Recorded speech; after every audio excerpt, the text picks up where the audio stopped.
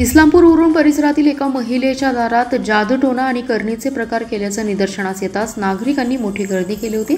मात्र अंधश्रद्धा निर्मूलन समितीच्या कार्यकर्त्यांनी वेळीच हस्तक्षेप करून कुटुंबीय आणि लोकांचं प्रबोधन करून पोलिसांच्या उपस्थितीत ते सर्व साहित्य बाजूला करून लोकांच्या तयार झालेली भीती दूर केली आहे। उरण परिसरातील धनगर गल्ली येथे एका महिलेच्या दारात अज्ञात व्यक्तीने पहाटेच्या सुमारास जादूटोणा करणीचं साहित्य ठेवल्याची घटना समोर आली। त्यांच्या दरवाजाच्या बाहेर बकऱ्याचं मुंडकं 4 पाय रंगीत दोरीने लटकवलेले होते, त्यावर लिंबू सुया पिना टोचलेल्या होत्या।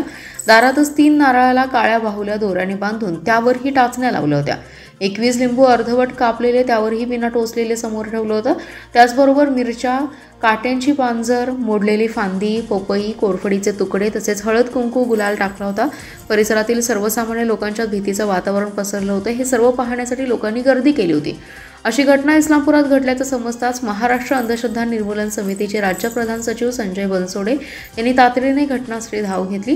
इस्लामपूर पोलीस स्टेशनचे पोलीस निरीक्षक संजय हारुगडे यांच्याशी संपर्क केला। काही वेळातच घटनास्थळी पोलीस आले। संजय बनसोडे यांनी कुटुंबियांना आणि जमलेल्या लोकांना समजावून सांगत त्यांचं प्रबोधन केलं आणि सर्व साहित्य संजय बनसोडे यांनी गोळा करून पोत्यात भरून पोलिसांच्या स्वाधीन केले। घटनेची तक्रार घरातील महिलेने पोलिसांकडे केली आहे।